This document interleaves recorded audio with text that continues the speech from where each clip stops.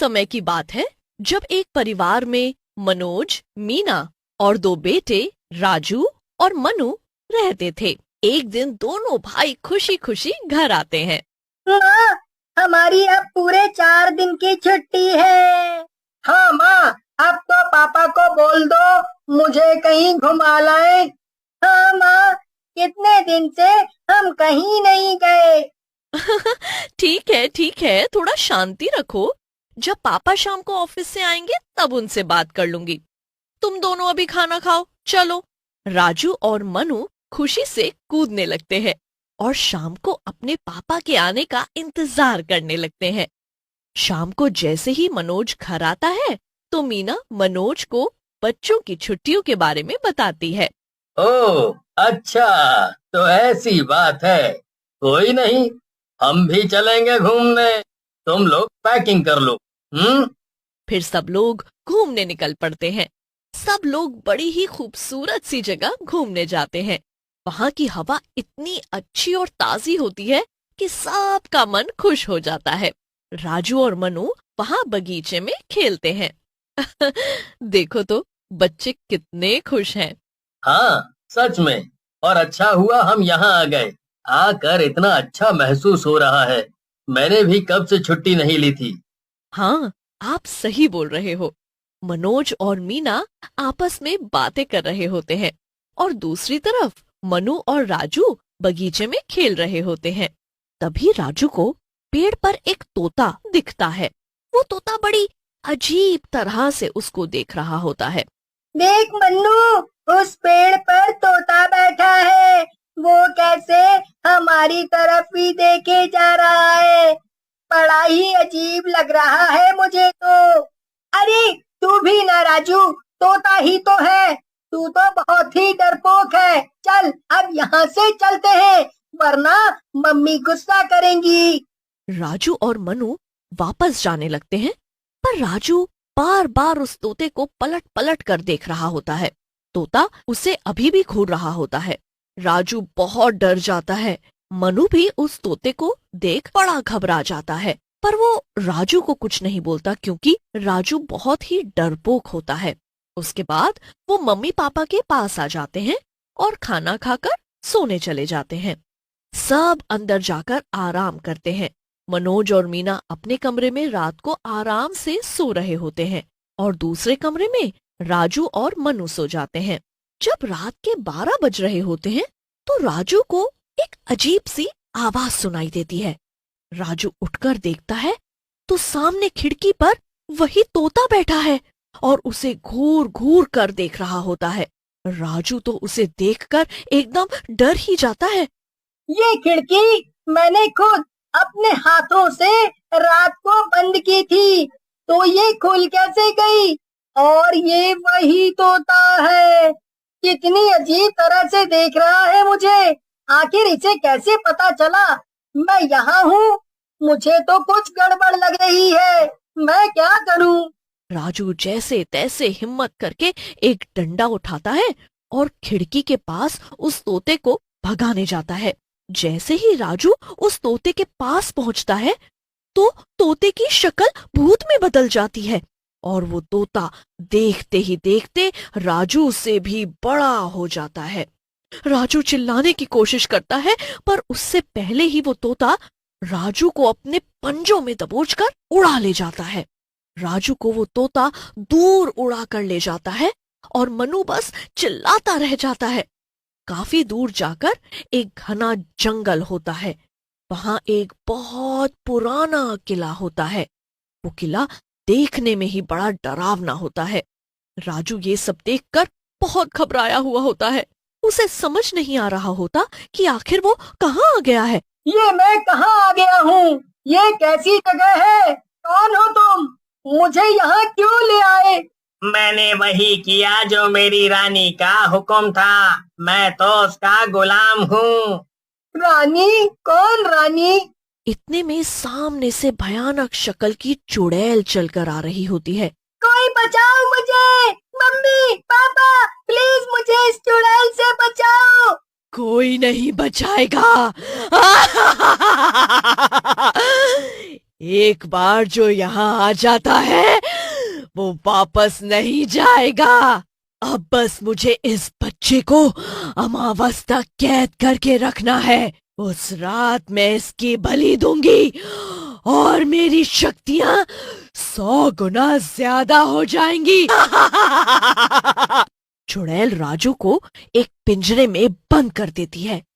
पूरी रात राजू पिंजरे में बंद रोता रहता है। सुबह हो जाती है और फिर मनु उठकर राजू को ढूंढने लगता है। अरे ये इतनी सुबह सुबह कहाँ गायब हो गया? मनु राजू को ढूंढता हुआ अपने मम्मी पापा के कमरे में पहुंच जाता है। अरे तुम आ गए? राजू कहाँ है?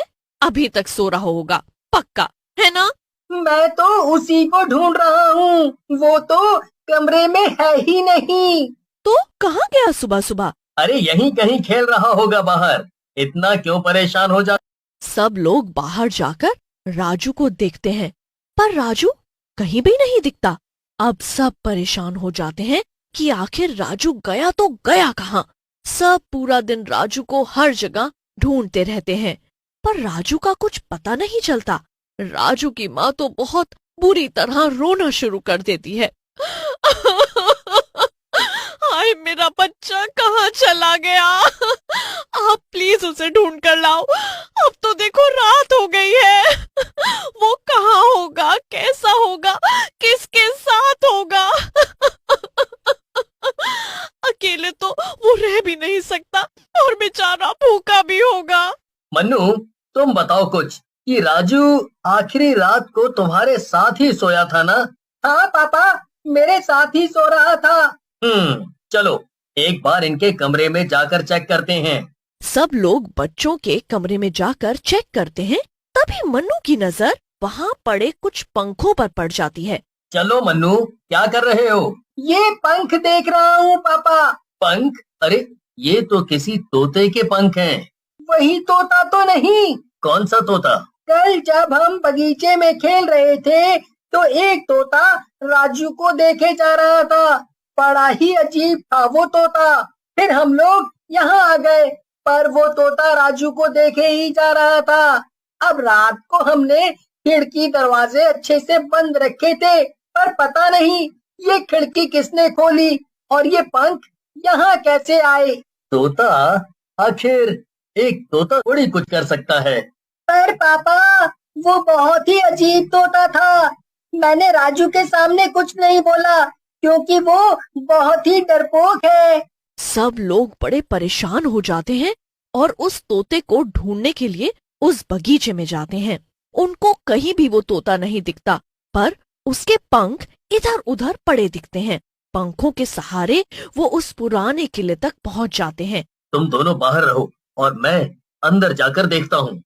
मनोज अंदर जाकर देखता है तो एक चुड़ैल तंत्र विद्या कर रही होती है और एक पिंजरे में राजू सो रहा होता है। मनोज ये देखकर एकदम हक्का बक्का रह जाता है। इतने में वहाँ वो भूतिया तोता भी आ जाता है। रानी साहिबा, आज मेरी कैद का आखिरी दिन है ना? उसके बाद तो तुम मेरे पैर का ये धागा खोल दोगी। कान खोलकर सुन मेरी बात। मैं नहीं काटने वाली तेरा धागा और मैं तुझे जिंदगी भर अपने पास रखूंगी। मेरा कोई कुछ नहीं बिगाड़ सकता। चुड़ैल इतना कहकर अंदर चली जाती है और अपनी तंत्र विद्या शुरू कर देती है। बाहर सब लोग खड़े देखते रहते हैं। पापा मुझे लगता है कि राजू को बचाने में ये तोता ही है जो हमारी मदद कर सकता है। ये भी अब उस चुड़ैल का दुश्मन बन चुका है। क्यों न हम इससे मदद मांगे? मन्नू सही बोल रहा है। देखो वैसे भी अमावस की रात हो गई है, हमारे पास वक्त नहीं है, हमें जल्दी कुछ करना होगा। जल्दी से मनोज उस तोते के पास जाता है और उस तोते से मदद मांगता है। प्लीज प्लीज हमारी मदद करो। मेरा बेटा बेकार में उस चुड़ैल के हाथों बलि चढ़ जाएगा। तुम शायद उसे बचा सकते हो, हमारी मदद करो। मैं खुद कैद में हूँ उस चुड़ैल की, तो मैं तुम्हारी क्या मदद करूँगा? देखो मुझे पता है कि तुम इस धागे के कटने के बाद आजाद हो जाओगे, तो मैं तुम्हारा ये धागा काटने को तैयार हूँ, पर उससे पहले तुम्हें मेरे बेटे को बाहर लाना होगा। क्या सच में तुम मेरा धागा काट दोगे और मुझे आजाद कर दोगे? उस चुड़ैल की तरह धोखा तो नहीं दोगे ना? नहीं नहीं, बिल्कुल भी नहीं। तुम खुद सोचो, मुझे इन सब से क्या मिलेगा? मुझे बस अपना बेटा सही सलामत मिल जाए, बस, और कुछ नहीं चाहिए मुझे। भूतिया तोता मनोज की बात मान लेता है। अंदर चुड़ैल राजू की बलि चढ़ाने ही वाली होती है कि इतने में भूतिया तोता तेजी से उड़ता हुआ आता है और राजू को अपने पंजों में जकड़कर वहां से फुर से उड़ जाता है। चुड़ैल सब देखती रह जाती है और गुस्से में चिल्लाने लगती है, ये तूने क्या किया मूर्ख तोते? मेरी सारी मेहनत मिट्टी में मिला दी तूने। मैं तुझे नहीं छोड़ूंगी, तुझे कभी आजाद नहीं करूंगी। भूतिया तोता पुराने किले के बाहर आता है, उन्हें सही सलामत छोड़ देता है। सब उसका बहुत शुक्रिया करते हैं। तुमने हमारी बहुत मदद की। अब मेरा फर्ज है कि मैं अपना वादा पूरा करूं और तुमको आजाद कर दूं। मनोज भूतिया तोते के पैर का जैसे ही लाल धागा तोड़ता है, वैसे ही वो एक आदमी में बदल जाता है। मुझे उस चुड़ैल ने तोते में बदल दिया था और उसने कहा था जब मैं उसे बलि के लिए एक बच्चा ला कर दूंगा तभी वो मुझे आजाद करेगी। इसीलिए मुझे तुम्हारे बच्चे को ले जाना पड़ा, मेरी भी मजबूरी थी। देखो, अंत भला तो सब भला। अब तुम भी आजाद हो और मेरा बच्चा भी हमारे पास है। सब खुश हो जाते हैं और अपने अपने घर वापस चले जाते हैं।